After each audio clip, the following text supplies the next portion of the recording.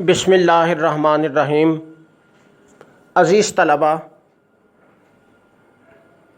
इस लेक्चर में हम गुज़श्ता दोनों मौज़ूआत के ऑब्जेक्टिव क्वेश्चंस को मुख्तसर तफसीलात के साथ डिस्कस करेंगे। हमारा एक टॉपिक था पाकिस्तान को दरपेश इब्तदाई मुश्किलात और दूसरा टॉपिक था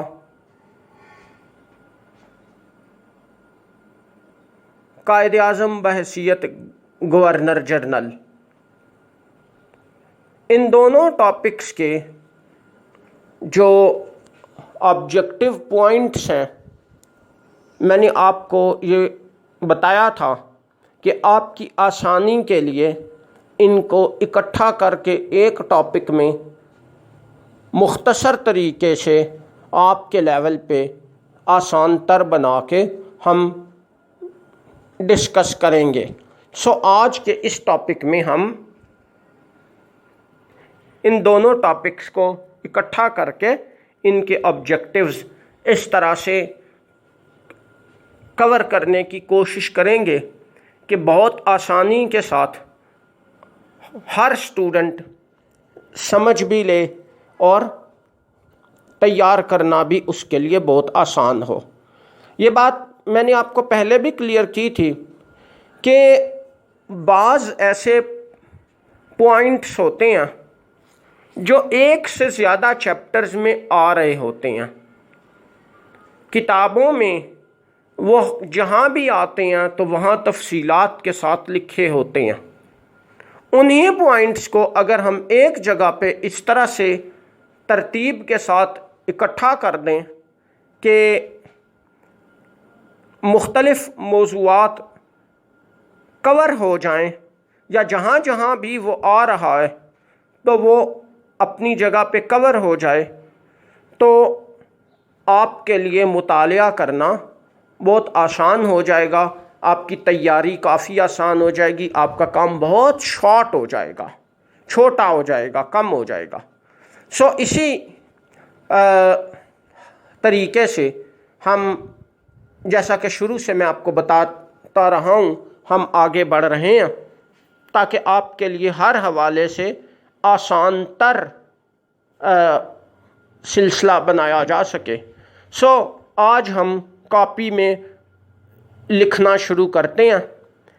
बिल्कुल इसी तरह आप लोग कॉपी में आगे लिखेंगे जैसा कि हम ऑब्जेक्टिव पॉइंट्स लिखना शुरू कर चुके हैं। जहां हमने आखिरी ऑब्जेक्टिव पॉइंट पिछले टॉपिक का छोड़ा था, उसी जगह पर नई हेडिंग बना के हम आगे सिलसिला शुरू करते हैं। आप हेडिंग बनाएं, पाकिस्तान को दरपेश इब्तदाई मुश्किलात और कायद-ए-आज़म बहैसियत गवर्नर जनरल। मैं रिपीट करता हूँ, पाकिस्तान को दरपेश अहम इब्तदाई मुश्किलात और कायद-ए-आज़म बहैसियत गवर्नर जनरल। यहाँ मैं आखिर में फिर ये बात आपको क्लियर कर दूँ कि ये किसी चैप्टर का नाम नहीं है। ये हेडिंग मैंने आपको इसलिए बनाई है, इसलिए लिखवाई है कि आपको ये पता चल जाए कि इन दोनों टॉपिक्स के जो पॉइंट्स हैं वो इस हेडिंग में आपको मिलेंगे। बाज़ दफ़ा स्टूडेंट्स इन हेडिंग्स को किताबों से मैच करते हैं तो उनको किताबों में कुछ और मिलता है जिससे वो कंफ्यूज हो जाते हैं। तो ऐसा नहीं है, किताबों में जो कुछ लिखा होता है उसी को आपके लिए आसान तर बना के जो है हम कोशिश करते हैं कि आपको कवर कराया जाए ताकि आपके लिए इंतहाई आसानी से पर्चे की तैयारी करना मुमकिन बन जाए। बहरहाल इसी तरीके से हम आगे शुरू करते हैं। आप उसी तरह दो कॉलम बनाएं जैसा कि हम पहले से बनाते आ रहे हैं। पहले कॉलम में पहला पॉइंट लिखें हुकूमत पाकिस्तान का क़याम अमल में आया। इसके सामने दूसरे कॉलम में लिखें 20 जुलाई 1947 ईस्वी। 20 यानी 20 जुलाई 1947 ईस्वी। अब पहले कॉलम में नेक्स्ट पॉइंट लिखें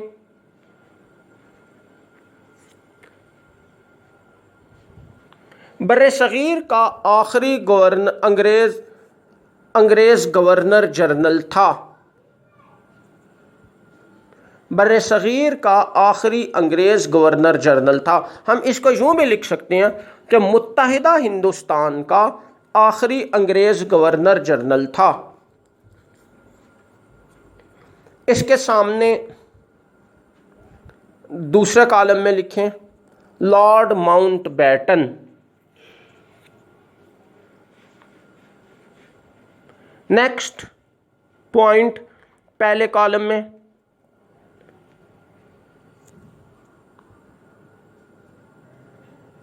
लॉर्ड माउंटबेटन की अहम ख्वाहिश को कायद-ए-आज़म ने मानने से इनकार कर दिया। लॉर्ड माउंटबेटन की अहम ख्वाहिश को कायद-ए-आज़म ने मानने से इनकार कर दिया। इसके सामने दूसरे कॉलम में लिखें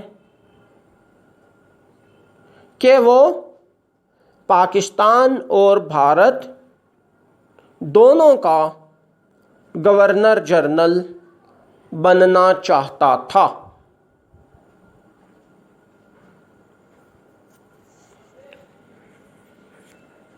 नेक्स्ट पॉइंट पहले कॉलम में कायद-ए-आज़म दिल्ली से कराची मुंतकिल हुए। इसके सामने दूसरे कॉलम में लिखें 7 अगस्त 1947 ईस्वी। 7 यानी 7 अगस्त 1947 ईस्वी।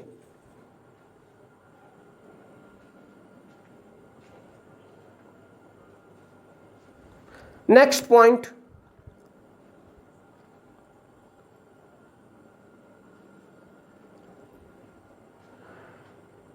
पाकिस्तान की दस्तूर साज असम्बली का पहला इजलास मुनक्किद हुआ। इसके सामने दूसरे कॉलम में लिखें 11 अगस्त 1947 ईस्वी। नेक्स्ट पॉइंट पहले कॉलम में पाकिस्तान की दस्तूर साज असम्बली उन लोगों पर मुश्तमिल थी। दूसरे कॉलम में इसके सामने लिखें कि जो 1945-46 के इंतखाबात में उन इलाकों से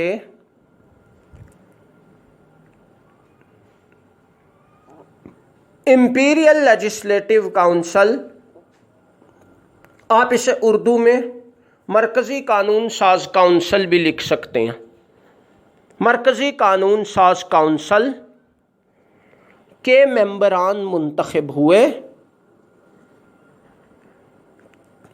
कि जो बाद में पाकिस्तान में शामिल हुए। मैं इसको थोड़ा सा समझा देता हूँ ताकि आप कंफ्यूज ना हो जाए।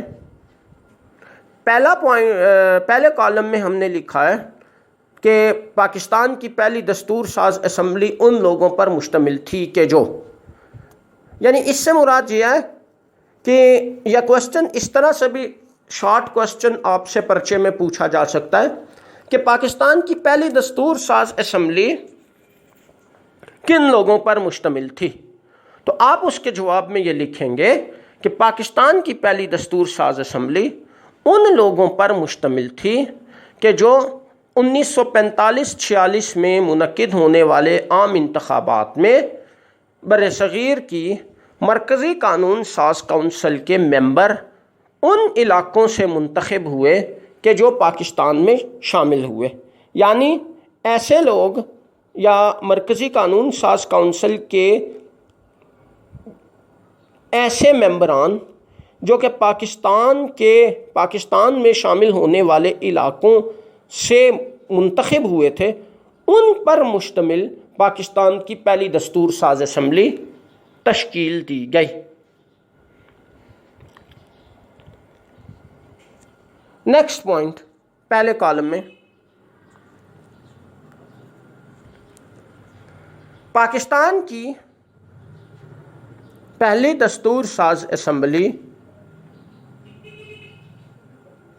के अरकान की तादाद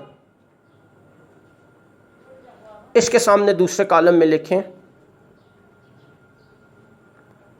इब्तदाई तौर पर 69 यानी 69 थी, जिसमें बाद में 10 अरकान का इजाफा किया गया।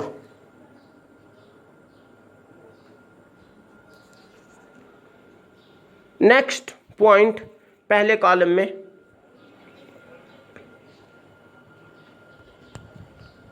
पाकिस्तान की पहली दस्तूर साज असम्बली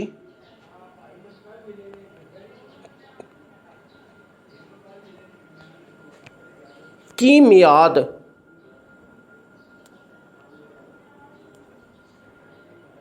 दूसरे कॉलम में इसके सामने लिखेंगे 11 अगस्त 1947 ता 24 अक्टूबर 1954 थी। अब इससे मुराद ये है कि पाकिस्तान की पहली दस्तूर साज असम्बली 11 अगस्त 1947 को वजूद में आई और 24 अक्टूबर 1954 को तोड़ दी गई, यानी ये कुल पहली दस्तूर साज असम्बली की आप यूँ कह लें कि कुल ज़िंदगी थी, जो तकरीबन 7 साल के अरसे पर मुश्तमिल बनती है। नेक्स्ट पॉइंट पहले कॉलम में,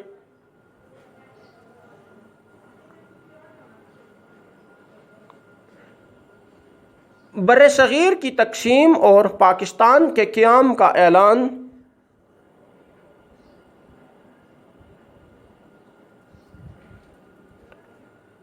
लॉर्ड माउंटबेटन ने बरतानवी हुकूमत की नुमाइंदगी करते हुए जारी किया। अब इसके सामने दूसरे कॉलम में लिखेंगे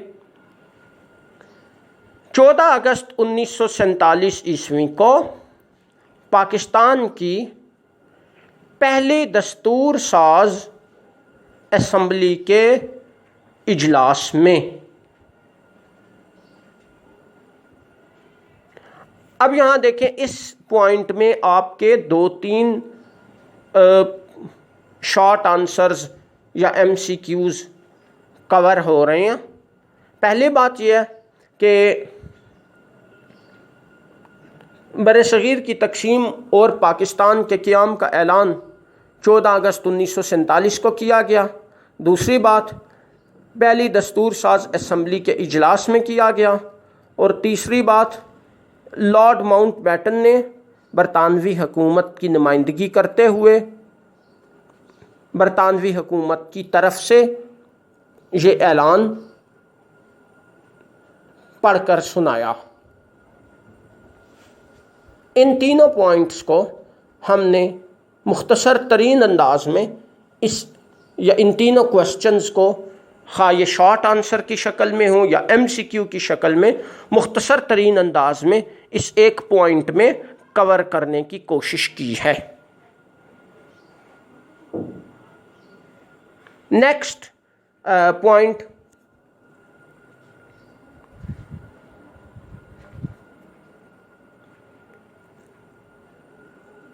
पाकिस्तान को वजूद में आते ही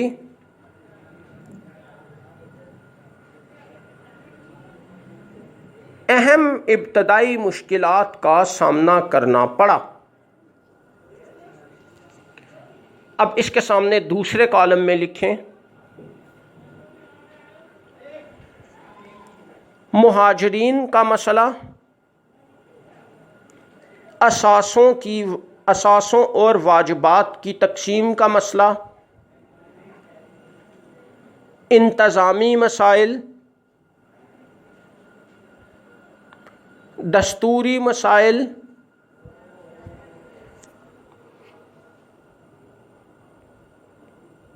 नहरी पानी की तकसीम का मसला,